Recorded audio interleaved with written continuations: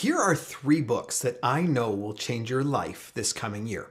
I'm recording this video in late November, and I'm on track to read about 35 books this year. Actually, that's a lie. I have physically read a handful of books, but I've listened to a lot more. Highly recommend audiobooks if you haven't tried. Anyways, of the 35 books I've physically read or listened to this year, I want to highlight the 3 books that have had the biggest impact on my life. And I hope that they can have a similar impact on your life as well. But here's the deal. In order for this to work, you have to promise me that you'll do more than just read these books. You also have to apply what you learn from them, especially the 3rd book. It's one of those books that will change the way you look at the world just by having read it. It really opened my eyes and honestly scared me a little bit, especially having young kids, and I can't stop referring it to people. Quick question for you. Of the goals you set for yourself this year, how many of them did you actually achieve?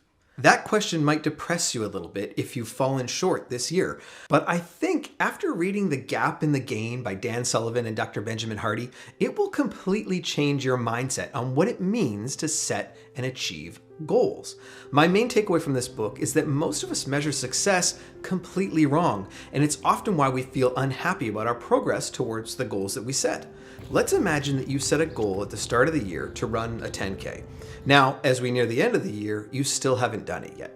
Did you fail? Well, it depends on how you look at it. If you solely focus on the fact that you haven't run a 10K yet, then you're likely going to be unhappy with your progress and think that you failed. However, if you take time to measure yourself against the previous versions of yourself, you will likely see tremendous gains. Maybe you started running a couple of times a week or going to the gym and you could comfortably run a 5K.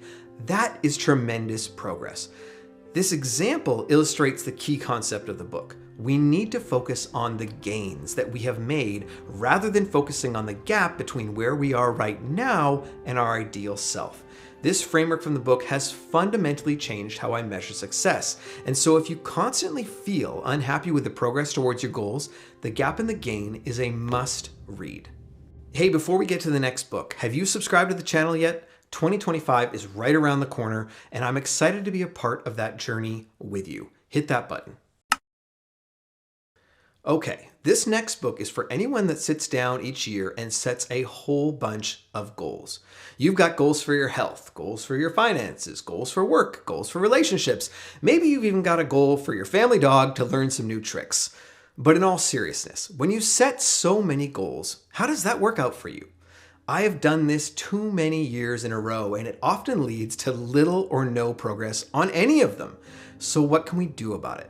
Gary Keller, in his book, The One Thing, asks the ultimate question. What is the one thing that I can do such that by doing it, everything else gets easier or maybe even unnecessary? For myself this last year, I really wanted to get back to the point of just feeling like a healthy person. I've made some significant gains since the start of this year, which I'm really happy about. Still fighting a little bit of a dad bod and some pants that don't fit, but I'm focusing on the gain, not the gap. And I've realized that becoming healthier was my one thing that has made everything in my life a little bit easier and made some other goals completely unnecessary. I needed more energy for my young family, more capacity to pour into my relationships, work, and projects. And by really focusing on my health, it was the domino that allowed me to have success in those other areas of my life. Now, I've read this book multiple times over the last couple of years, and I keep coming back to it. Let me know what your one thing is once you figure it out.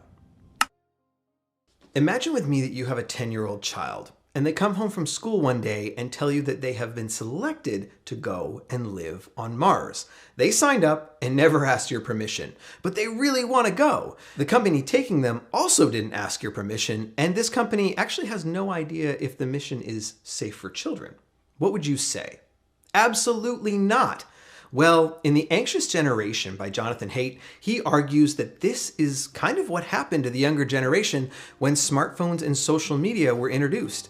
In the book, Jonathan lays out some frankly kind of scary evidence of the dangers of social media, specifically focusing on the impact that it has on youth. Now, if you have young kids, then this is definitely a book you'll want to read. But even if you don't, after reading this book, it'll become abundantly clear that social media is likely negatively impacting you regardless of your age. He talks about the sharp rise of mental health issues from 2010 through 2015 and how smartphones and social media are impacting learning development and so many other areas of our life.